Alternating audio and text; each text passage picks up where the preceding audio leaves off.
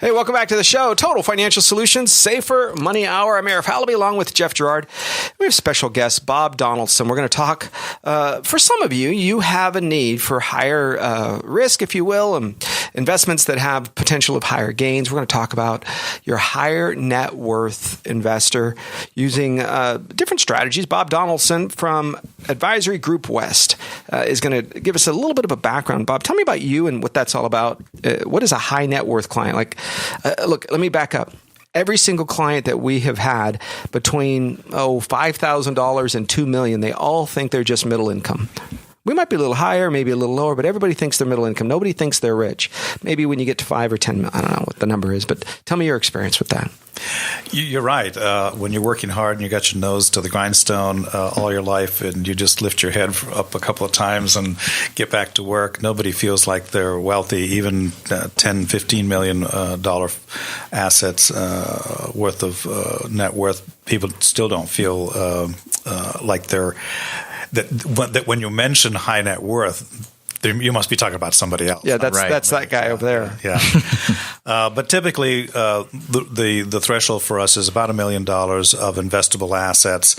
And what happens is once you cross that threshold, the level of complexity significantly rises, and the cost for every mistake that you make is a much higher cost. So it becomes quite daunting to orchestrate the management or the coordination of all the different parts of a financial plan, from what your banker is saying, what your pension guy is saying, what your Medicare guy is saying, your Social insurance Security guys, all these different players. And there's no plan or coordination or integration of all that.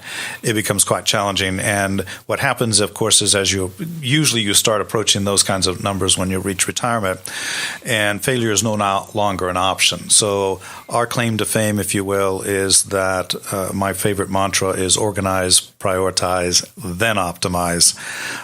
So most of the work is done in organizing your thoughts, your vocabulary, your understanding of all the things that come into play and that are going to affect you, and then prioritize all the different goals that you have. Some of them are competing goals that it might involve other family members.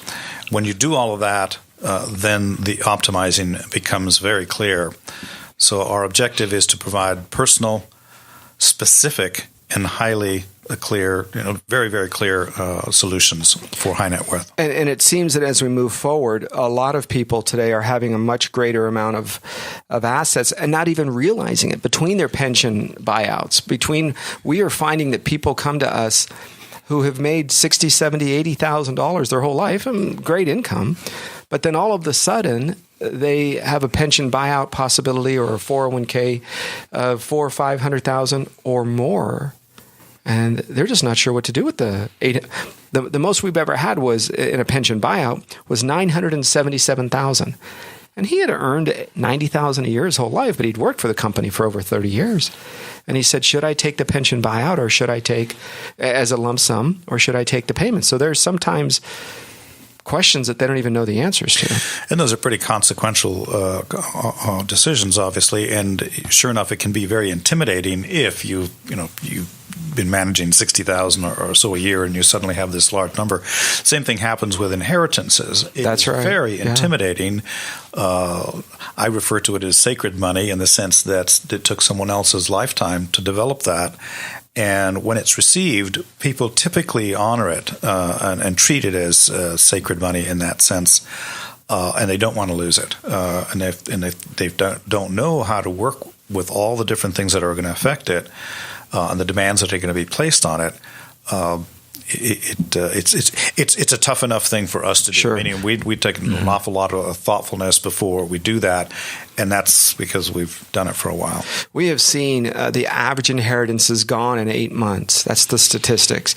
When you take that average inheritance, it could be $5,000 or $50,000. People spend it in 8 months. Now, some a little longer, but keep this in mind. If you never understood how to manage whatever money you've had beyond what you have, how do you appreciate the fact that somebody else spent a lifetime earning it? And I think that's difficult. I think some do, and you wind down this road. Now, Bob, you've got some great ideas that we're going to be discussing at the Wealth Summit coming up on May 11th. Now, I think you have done one of these, at least one of them before. Yes, we've done several. Most of what I'm trying to do is try to give folks some context and some perspective as to the scope of the work that is done. It isn't just going and just buying one particular thing and saying that's going to solve it all. There's so many moving parts. There's so many parts, and they're always moving. I was listening to your show just before we came on right now, and sure enough, if you're a ship owner and you're always watching the weather and the temperature and the waves, that's what's going on around us. Those things are constantly moving, and I like to say I try not to fret about the wind. I keep an eye on the weather, but what I really want to fret is obviously the set of your sails and the seaworthiness of your ship. And that's what we do. And we try to very much concentrate on that and not be distracted and help you not become distracted by all the endless number of things that can be and will be distracting. Yeah, political, economic. You're going to see fiscal concerns. You're going to see tax strategies shifting, coming and going.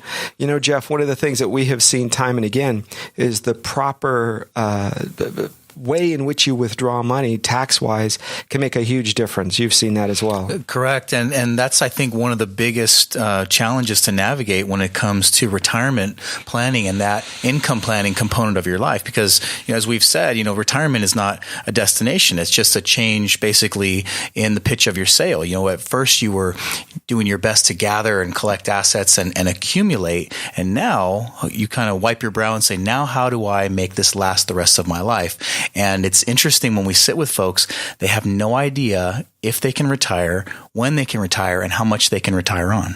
We're talking with Bob Donaldson. He's a registered investment advisor, financial planner, a fee-based financial planner from Advisory Group West. And Bob, we have a Wealth Summit.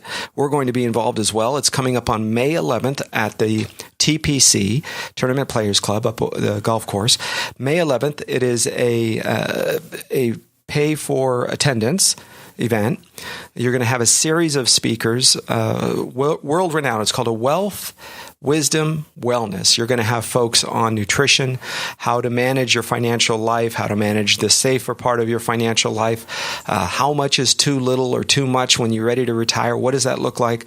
Bob, give us a little bit of a taste of what that's going to be like, some of the tips and tricks, if you will, that we can look forward to when you're going to be speaking at the Wealth Summit coming up on May 11th. Well, what I'll be talking about is the specific things that we get done when we're working with clients, and the four major themes that reoccur with just about everyone. It depends, obviously, on the scale of their estate and their ambitions.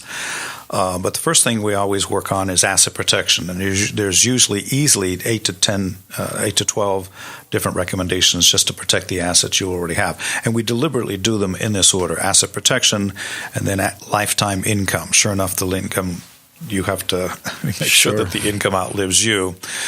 And so developing a trajectory to make certain that happens.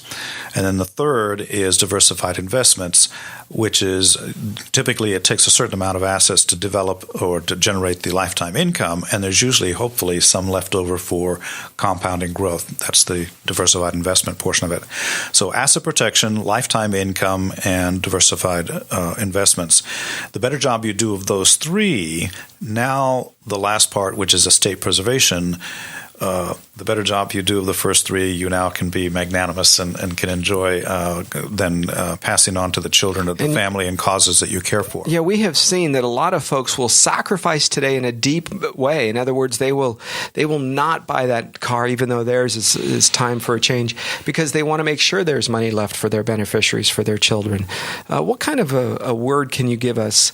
Anything that you can say to those folks that say, listen, I know I've accumulated quite a bit of assets, quite a bit of money, a house that may be paid off, maybe a total of 2, 3, 4, 5 million or more, but I want to make sure my kids have money. What is a way or a method that you can make sure that takes place? Your earlier point was well taken. The better job you do of taking care of yourself, the more you can entertain doing those things to the children. So we constantly focus and want to make certain that you take care of yourself. This just happened this morning. I had a call a client referred us to, and I'll shorten the story quite quickly. In essence, they had taken out enormous amounts of loans for the children's education. Yes.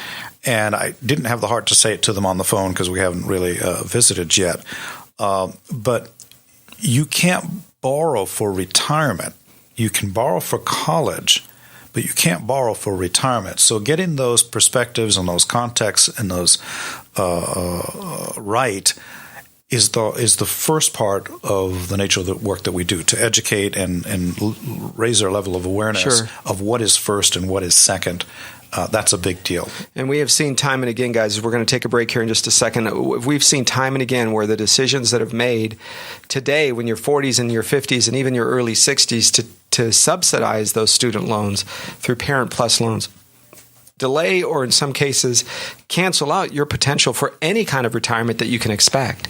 So the goal is to not get into debt for your child's college education. Let them do it so that your retirement can still exist. We're going to continue with Bob Donaldson from Advisory Group West, and we're going to be talking about the upcoming Wealth, Wisdom, Wellness Seminar, May 11th at the Tournament Players Club, TPC, right here in Santa Clarita. We'll be right back. I'm Arif Halaby. That's Jeff Gerard on AM 1220 KHTS Wellness. So Bob Donaldson's one of the guest speakers at the upcoming Wealth Summit. So am I. So we're going to be able to talk with you again there, of course. If you're not listening for the rest of the show, you're going to listen there because we have a lot to talk about. All right, Bob Donaldson, tell me the difference between, we hear this a lot, fee-based, fee-only.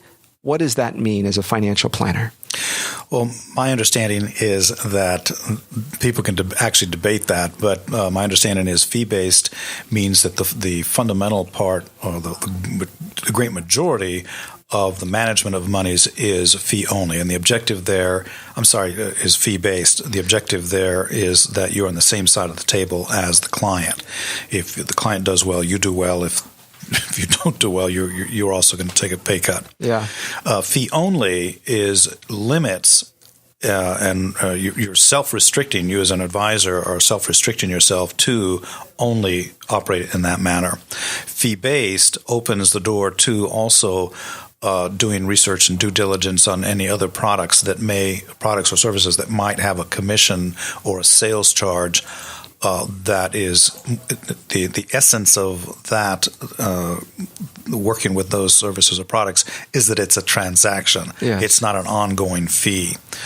Every product or service, folks, whether you buy a bottle of water, whether you buy a pair of reading glasses, it doesn't matter. It all has a profit built into it. In order to pay the folks that that drove the truck to bring it here, the salespeople that put it on the shelf, the managers, right? You understand, everything has a profit built into it. Really, the key, I think, is the integrity behind the advisor or the financial professional and their ability to represent your interests. Bob, how long have you been in the financial world as a professional? September is my 40th anniversary. So you don't last 21 years or 40 years. I was just a baby. You don't last this long in the industry if you're hurting clients and not working towards their best interest, because a big part of this is you have to come to grips with the fact that, one, referrals are a big part of it. Here. And two is you're going to be accountable. If it's not to yourself, it's to some greater entity someday. And it's time for you to sit down and I think meet with somebody.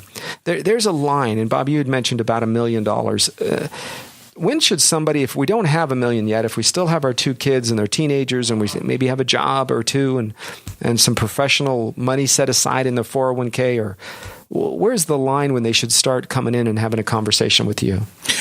Usually it shows up, I like to say it shows up, this is my perception, is I tend to start seeing the nature or the ambition of the person, let's say in their late 40s, early 50s, where they're starting to set aside a lot more money than the average bear, if you will. That person's going to be a high net worth person. He just doesn't know it yet. because you can see the trajectory, you can see the respect that they're getting in their industry, and they're movers and shakers, as they say. So those folks need to really look at things a lot earlier, because the cost for them, taxes obviously is a huge item. They're going to regret not having dealt with those things as early as possible. Everyone, of course, can benefit by starting as early as possible. Bob Donaldson from Advisory West Group, tell me an example of a good meeting. How long does that meeting take? How long does that conversation go on? We have 2 complimentary sessions. Each is 2.5 hours. The first session, 90% of the time the client is speaking, and I'm just asking questions and making it a very comfortable environment for that person to really speak to and entertain what it is that's important about money to them, and helping them prioritize their goals. It also helping them with vocabulary so that the husband and wife are both on the same page. For sure. Yep. Then the second meeting is also complimentary. That's another 2.5 hour meeting, and about 90% of the talking, I'm doing 90% of the talking there. And I've taken the information from the first meeting, and I now know where I have to educate the client on a variety of things, so that by the end of that second meeting, they see how personalized the information is, and where the planning has a strong possibility of going. Bob, give me a phone number for you, as we're running out of time here. We have about 15 seconds left. 818-241-9061. 818-241-9061. We're located on Brand Boulevard in Glendale, California. Folks, that's Bob Donaldson, Advisory West Group. 818-241-9061. You can also go to hometownstation.com, click on Total Financial Solutions. If you send us an email, I'll get you his contact information as well. I want to thank you for listening, folks. Bob, thanks for joining us today. You bet. TPC, that's Tournament Players Club, on May 11th, a wealth summit that will blow your mind. Great experts coming in conversation about your financial wealth. Thanks for listening. Arif, Halaby on AM 1220 KHTS. KHTS, Canyon Country, Santa Clarita. It's 1 o'clock. Time for KHTS National News powered by CNN.